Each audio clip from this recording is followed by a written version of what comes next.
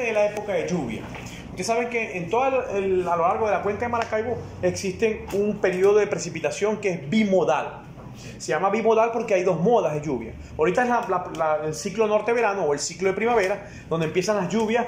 Generalmente empiezan a finales de abril y se retrasó un poquito. Está empezando bueno, estamos en finales de abril, estamos empezando bien. Pero en finales de abril y en mayo se intensifican un poquito más. Entonces, ese pico de lluvia es el ciclo norte-verano o el ciclo de primavera. Pero el más fuerte del año es el que viene en octubre y noviembre, que es el ciclo de invierno, que es cuando hay mayores lluvias en ese periodo bimodal. Eso es en la parte del lago de Maracaibo, porque si vamos a los llanos no es bimodal, es unimodal. Es la entrada de agua que entra ahorita, son 6 meses de lluvia y después viene la sequía completamente, 6 meses de sequía. Entonces, aquí la estacionalidad reproductiva en la oveja y la cabra es más que por fotoperiodo, por disponibilidad de alimentos en potreros. Es decir, ellas salen más en celo cuando los potreros están más bonitos, cuando tienen una excelente nutrición, cuando la ovejita tiene que comer, y entonces van a salir en celo más continuamente. En Europa, como ya no se puede poner melatonina, lo que hacen es que hacen un manejo alimenticio. En la época desfavorable hacen un flushing alimenticio. Si alguna vez han escuchado esa palabra, no han visto nutrición, ¿verdad? Un flushing significa fluir. Flushing puede ser un lavar, fluir. Pero cuando se llama de flushing alimenticio es cuando tú propicias un mayor incremento de energía metabolizable y de proteína a la dieta. Entonces, haces que la actividad ovárica se mejore en esa época desfavorable. Y lo otro es utilizar el estímulo biológico, es decir, utilizar un macho para estimular la hembra, que es muy común hacerlo en Europa. Le retiran el macho durante 1 mes y medio, 45 días sin ver el macho, y luego se lo introducen. Y con ese efecto de las feromonas del macho vas a estimular a sincronizar la oveja. En la cabra también se hace mucho, en los roedores, en los ratones y en la rata común también se estimulan bastante bien con el macho. Inclusive en los roedores existe un fenómeno que no existe en otras especies, que es si una rata queda preñada de un ratón y tú le pones otro ratón, aborta la rata. Es un mecanismo de defensa, porque quiere decir que hay un macho nuevo en la guarida y que cuando nazca pues se va a comer a la cría. Entonces como mecanismo de tal lo aborta una vez. Eso tiene un nombre. Algún día lo sacaré de mi especie, tanto en la hembra. Efecto Bruce. ¿Cómo? Efecto Bruce. Muy bien, doctor. Efecto Bruce. El efecto Bruce es ese que es que cuando le ingresa un macho que no es el macho que la preñó, automáticamente hay un aborto espontáneo. Hay una caída de la progesterona y hay un aborto espontáneo. Efecto Bruce. Bien, entonces en la época de favorable se utiliza un flushing alimenticio y se utiliza también el efecto macho o el efecto estimulador del macho por la feromona. Y ocurre tanto en macho como en hembra. En época desfavorable, en España, hay trabajos donde miden el volumen testicular y la circunferencia escrotal y se dan cuenta que en la época desfavorable, o sea, ahorita, los testículos se hacen más pequeños que con la época favorable, que parece que crecieran más. Y lo han hecho con mediciones de volumen testicular. Allá no hacen la circunferencia escrotal, que nosotros agarramos una cinta y le medimos las bolitas. Recuerden que los carneros, los machos de ovino y caprinos, tienen los testículos más grandes en relación a su peso corporal. Trabajar con carneros para mí que soy andrólogo es lo máximo. Tiene unas bolas así, muy jugas. Tú las agarras, las palpas, las haces ecografía y el carnero pesa 200 kilos y tiene unas bolas así. Más grandes que un toro de 1000 kilos. Entonces la relación entre el tamaño del testículo con la talla corporal es muy grande con respecto al carnero y al macho cabrío, pues, al chivato. Entonces son alpelos para revisar los testículos, el cordón espermático, el epidídimo, para evaluarlos completamente. Entonces el tamaño del testículo en la época desfavorable disminuye y lo han hecho en trabajo de investigación donde miden el volumen testicular. ¿Y cómo miden el volumen testicular? Le ponen un balde de agua a las bolitas y las sumergen y todo lo que se derrame de ese balde es el volumen testicular, es el peso testicular como tal. Le ponen 2 baldes, un balde adentro y un balde afuera. Metes las bolitas, las sumerges hasta el cordón espermático y todo lo que se derrame, el líquido que queda ahí, es el volumen del peso testicular. Porque nosotros lo hacemos con una cinta métrica que se llama circunferencia escrotal, que es una variable isométrica que la usamos muy notoriamente para la evaluación de la reproducción. Pero para que vean que inclusive en la época desfavorable el tamaño testicular puede cambiar. Y en el ovario la actividad se va a ver menos, va a haber menos folículos, menos cuerpo lúteo. Vean que en la ovejita se lo ponen de color rojito, porque cuando tú lo ves en un ovario, en una oveja, no se ve de color amarillo, de color lúteo, sino se ve de color rojo. Entonces esto es un cuerpo, no es un cuerpo rojo como en la cerda o como en la mujer, pero es un cuerpo lúteo. Pero si lo abre, por dentro sí es amarillo, pero por fuera es rojito. Bien, existen otros parámetros que afectan la reproducción de esta especie, no solamente el fotoperiodo, también el estímulo biológico, los esteroides sexuales masculinos, en el caso del macho, las feromonas del macho que vienen a partir del androsterol, la aldosterona o la testosterona propiamente dicha, y en el caso de la hembra también, los que vienen a partir de los estrógenos. Y la lactación, el amamantamiento, la nutrición. Si no hay buena nutrición, la hembra no va a salir en cero, o el macho. Recuérdense que las hormonas esteroidales, lo vieron con el profesor de eso, y no sé si yo se los repetí, todas vienen a partir del colesterol. Una molécula de 27 átomos de carbono que ese colesterol se toma para transformarla en gonano.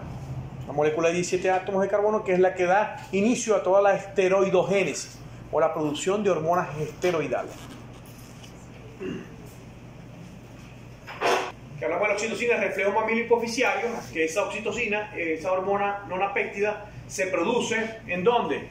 ¿En qué parte se produce la oxitocina? En el hipotálamo. ¿En parte del hipotálamo? Se produce aquí en el hipotálamo. Magnocelulares. ¿Ah? Los magnocelulares. En los núcleos magnocelulares, que principalmente es el núcleo paraventricular. El núcleo paraventricular tiene su dendrita y su núcleo aquí y tiene sus axones que van hacia la neurohipófisis. Y aquí se libera la oxitocina y se almacena. Cuando viene el estímulo mamíleo hipoficiario, que antes se creía que tenía que ser solamente con el becerro, ahora no, poniendo la pezonera en el ordeño mecánico o poniéndole la mano en el ordeñador, ya hay un estímulo nervioso, que va por aquí, nervioso, estimula el hipotálamo para que libere en la neurohipófisis la oxitocina, que está en sangre y va a viajar en sangre a través del corazón hasta la glándula mamaria. Se llama reflejo mamíleo hipoficiario, que en la clase anterior, antes de Semana Santa, dijimos que era un reflejo condicionado. Es decir, ya el ordeñador, cuando va con el rayecito, con los bañatos puestos, el rayecito dice que vale $10, ya la vaca está bajando la leche, porque es un reflejo condicionado. Si llega un nuevo ordeñador con un radio que suena más duro o que tiene otro tipo de música, ya la condición se pierde. Tiene que irse adaptando a la condición nueva porque es un agente estresor para ella por la innovación. Entonces, ¿qué hace la oxitocina en la glándula mamaria? Lo van a ver con el profesor Decio, con sus propiedades mamotrópicas, es una hormona mamotropa. Ella va a la glándula mamaria, a las células mioepiteliales. Ahí tiene receptores y va a producir la contracción de las células mioepiteliales para que se dé la bajada de la leche. Entonces, la bajada de la leche no es más que de las células mioepiteliales cae a la cisterna de la leche. Y luego de allí yo la puedo tomar con el ordeño o la pezonera con el succionador o el mismo becerro pegado aquí chupando la leche. Todo eso se llama reflejo mamíleo hipoficiario y todo es medido por la oxitocina. ¿Qué hacían hace algunos años atrás? Que como la oxitocina es una hormona muy económica y que se consigue en todas las fincas, venían e inyectaban oxitocina 15 o 20 minutos antes del ordeño y incrementaban la producción de leche. Podrías hacer eso y podrías sacar 10-15% más de esa leche residual que no la tienes si no inyectas. Profe, yo he visto también que se utiliza la oxitocina al momento del parto, ¿no? Entonces, para ayudar en una inercia primaria, puedes utilizar oxitocina. Pero si ya hay una retención placentaria o tiene mucho tiempo pariendo, ya no es conveniente colocar oxitocina. Sin embargo, en la cerda se sigue utilizando muy comúnmente. No tanto con la vaca ni en la búfala, así como en la oveja y la cabra. Se utiliza más la prostaglandina. Pero en la cerda sí yo veo que dan con buenos resultados y en la perra también lo he visto. Colocan un poquito de oxitocina y le colocan gluconato de calcio cuando la perra no puede botar los cachorritos de manera asidua y entonces le hacen ese tratamiento y se ve bastante bien. Siempre hidratando bien y viendo que el canal del parto esté desocupado. Recuérdense que ustedes van a ser veterinarios. No pueden mandar a poner por teléfono, doctor, no me pare. Ajá, mija, ¿cómo hago? Veterinario que no toca se equivoca.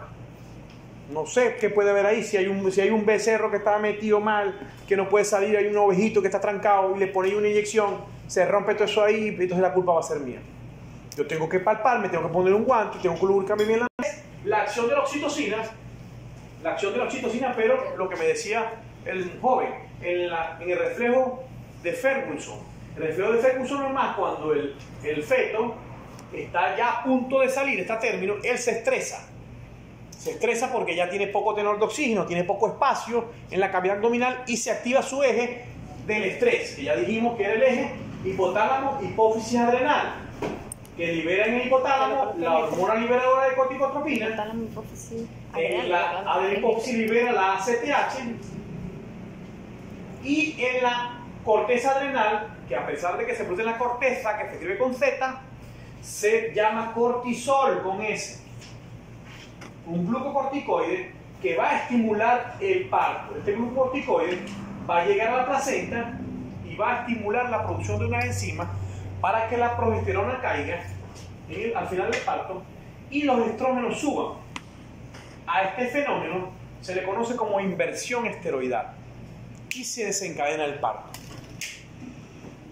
Esta parte la va a terminar la oxitocina con el efecto de Ferguson cuando empieza a ver las contracciones y él empieza a tomar contacto en el cervix y vía nerviosa aferente va a estimular a que se libere oxitocina. La liberación de oxitocina en un parto es continua y va incrementándose en el tiempo. Y después que un parto se inicia, él se autoperpetúa. O nace o se muere, pero no hay algo intermedio. No se pudo. Bueno, mañana intentamos. Después que se desencadena el parto, hay dos opciones. O nace la cría y se salvan las dos, o se muere alguna de las dos, o se mueren las dos.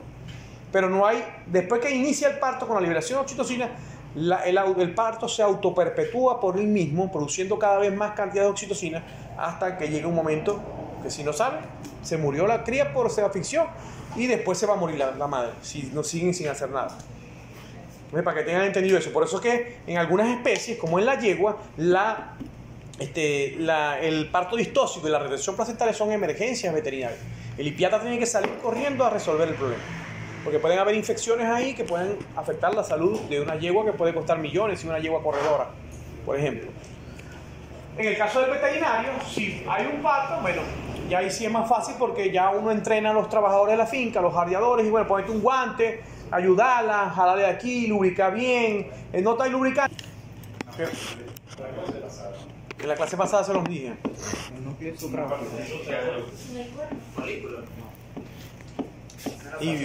Tibio. En la placenta también produce oxitocina. La placenta produce oxitocina. Acuérdense que nos mostró el simulacro del útero. En el cuerpo lúteo. En el cuerpo lúteo. El cuerpo lúteo, además de producir progesterona, produce oxitocina y relaxina. Son las tres hormonas que produce el cuerpo lúteo. Progesterona, oxitocina y relaxina. Si estamos hablando del cuerpo lúteo de la mujer, también produce estrógeno. Pero solamente la mujer y los primates no homínidos, la chimpancé, la gorila, producen estrógeno. Pero los animales que nosotros estudiamos no producen estrógeno. Dale la siguiente, a ver qué vemos aquí. Dale la siguiente. Bien, más de lo... Aunque la oxitocina también se produce en el cuerpo lúteo. Ese era otro lado. Bueno, la misma, a ver. Yo le escribí, pero no escribió como tal. Aquí no mencioné, muchachos, oído el tambor, para atrás. Aquí no mencioné que existen oxitocinasas hepáticas, es decir, existen unas enzimas hepáticas que degradan rápidamente la oxitocina.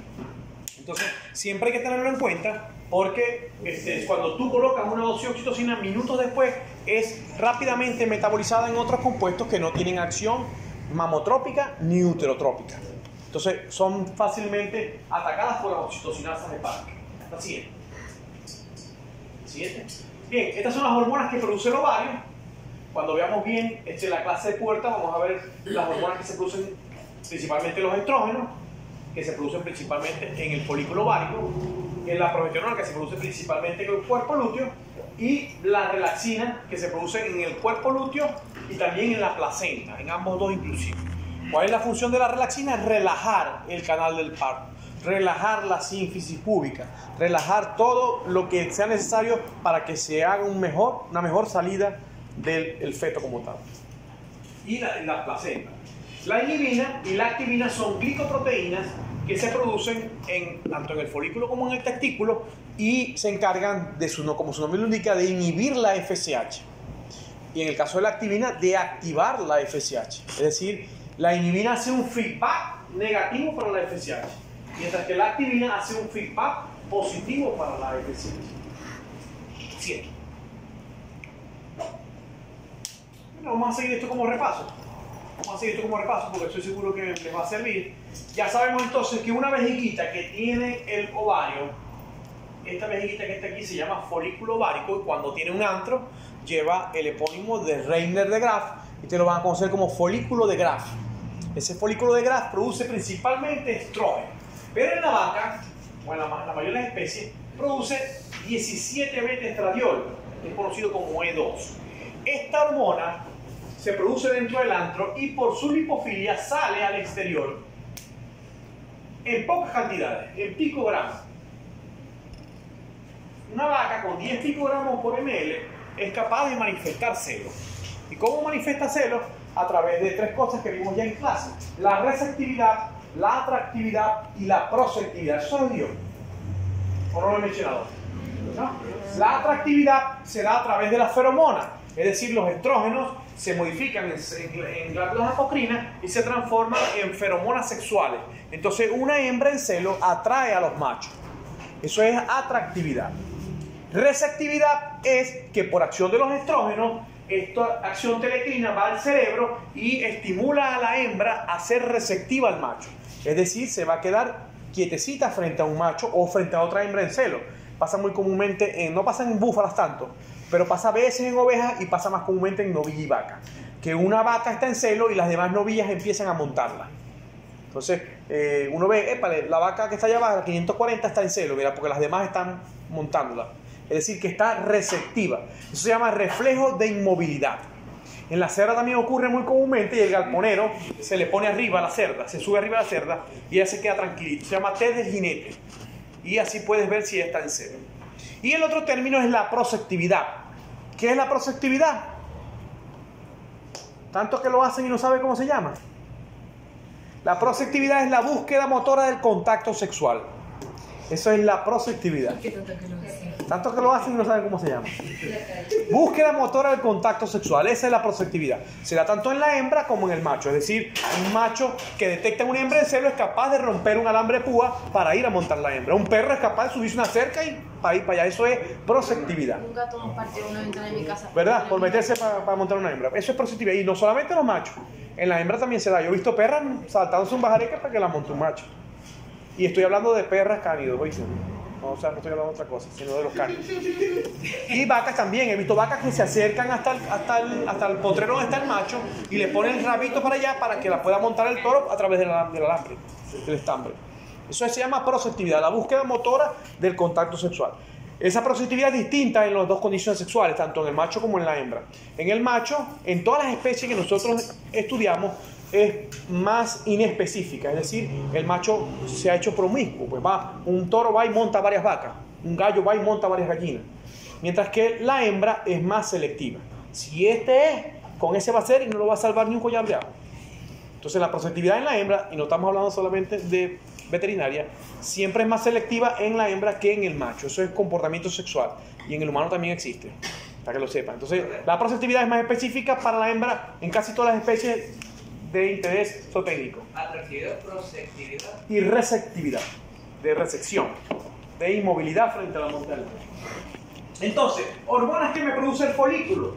Lo vamos a ver bien cuando veamos foliculogénesis y ciclo estral. Tenemos los estrógenos, tenemos la inhibina y tenemos la activina. Y si yo le pregunto, ¿qué tipo de órgano endocrino es el folículo? Es un órgano endocrino temporal o un órgano endocrino transitorio, porque no siempre está presente, sino que se degrada, se regresiona o ovula y se pierde. Ya va, que allá arriba hay otro órgano endocrino que no lo hemos mencionado. ¿Cuál es ese que está allá arriba? Aquí. ¿Cómo se llama este órgano endocrino que está aquí? Que está deformando el ovario. El cuerpo lúteo. El cuerpo lúteo dijimos que produce oxitocina, que produce relaxina y que produce progesterona principalmente. Entonces, como regla mnemotécnica, en el folículo ponen un E2 y en el cuerpo lúteo ponen un P4. Porque ya se encargan de hacer feedback negativo y feedback positivo a la LH. ¿Se acuerdan de ese feedback? Este es negativo, bloqueando. Y este es positivo, estimulando. Un ejemplo característico, si yo les pregunto en el examen de prefacial, de un ejemplo de un feedback positivo, de un feedback negativo, Y ahí está, mira. El folículo avisándole al eje, yo estoy listo para ovular. Ya tengo el tamaño adecuado, estoy gordito, tengo líquido, tengo licor folicular. Puedes enviarme la hormona que me hace ovular. Entonces es un feedback de tipo positivo. Mientras que la progesterona está haciendo lo contrario, está haciendo un feedback de tipo negativo. Yo les explicaba en la clase anterior, cuando yo meto un dispositivo por la vagina, que creo que me traje una vagina, fue aquí en esta clase, Sí. que me traje una vagina, cuando yo meto un dispositivo, estoy haciendo un cuerpo lúteo, estoy haciendo un feedback negativo para la progesterona. O sea, estoy haciendo un bloqueo de la LH a través de ese feedback. Luego, cuando yo retiro esa esponja, ese dispositivo, es que viene la nueva onda folicular y el nuevo crecimiento. O sea, cuando yo estoy haciendo ese protocolo, en los protocolos IATF estoy bloqueando en vez de estimular. Y aquí, en este órgano, se produce una hormona que también es importante para la reproducción. ¿Cómo se llama esa hormona? Para regalarle un bolígrafo que me lo diga. ¿En dónde? Ah, la pregunta. Ah, la prostaglandina, ¿no? La prostaglandina, se tardaron mucho. Vamos a tener un bolígrafo kilométrico. Gracias.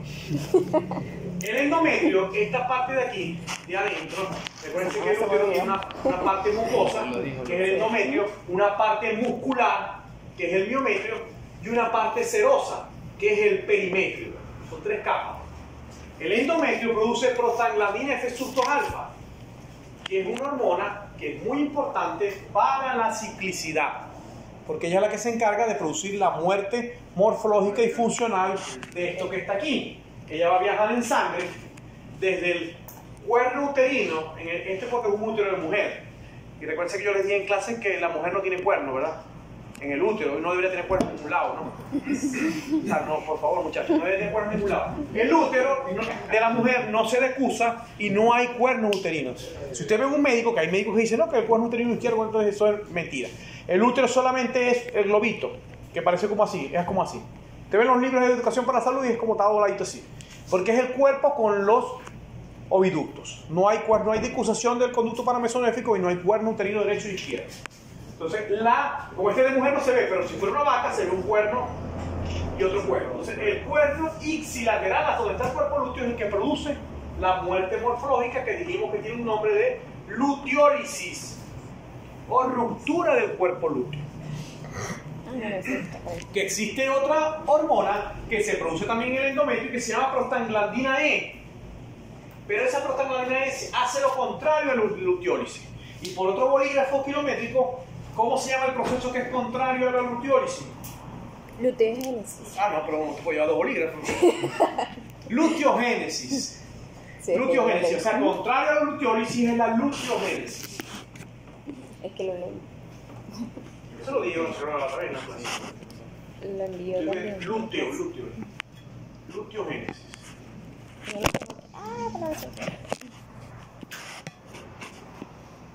Quiere decir que si se produce prostaglandina E en vez de prostaglandina F, se mantiene el cuerpo lúteo, se propicia el desarrollo del cuerpo lúteo.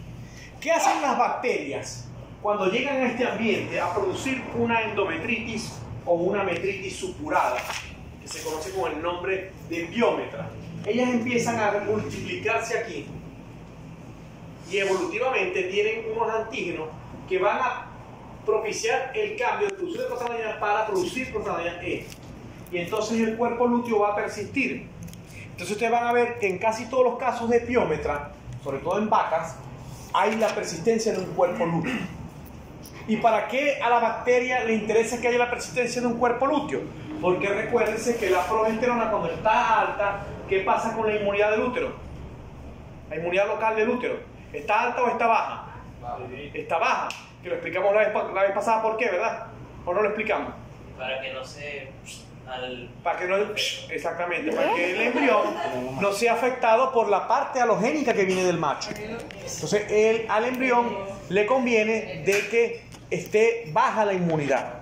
Pero cuando hay una infección, evolutivamente las bacterias que se instauran en un ambiente uterino producen una desviación hacia la prostaglandina E y el cuerpo lúteo persiste. Y la inmunidad se disminuye y entonces las bacterias tienen vida libre para crecer dentro del ambiente uterino. Y se forma una piómetra que, gracias a Dios, en la vaca tiene tratamiento. Pero si llega una perrita, adiós luz que te apagaste. Porque el único tratamiento eficaz para una piómetra en una perra es la OVH, ovariohisterectomía, que hoy por hoy se llama ovario-uterectomía. Ya no se debería llamar ovariohisterectomía, porque el término histerectomía viene de la época griega, cuando le sacaban el útero a las mujeres creyendo de que eran histéricas por el útero. Y le sacaban el útero con los ovarios. Y se le dio el nombre de histerectomía. Ahora se llama ovario histerectomía. Se llama ovario-uterectomía. Ah, ovario histerectomía, ya. Le Pero quitaron eso el is, ya. Le quitaron la histeria, porque no tiene que ver la histeria. Son de otra cosa que ustedes causa histeria, pero no es el útero. Entonces, en las épocas muy antiguas, cuando veían una mujer que se volvía loca, que tal, le venían y la agarraban y le quitaban el útero y los ovarios y sentía cierta mejoría, porque había una caída de los estrógenos y la progesterona. Pero no era por el útero, era por los ovarios. Y entonces ya se calmaban, y entonces el tratamiento, cuando veían una histerectomía, ya estaban como con las agujas. ¡Se mátenla! Tiren la piedra. Ya eran épocas más, un poquito menos. Un poquito. Ahorita siguen siendo todavía cosas medio locas. A mí a ver, pero como tecnología.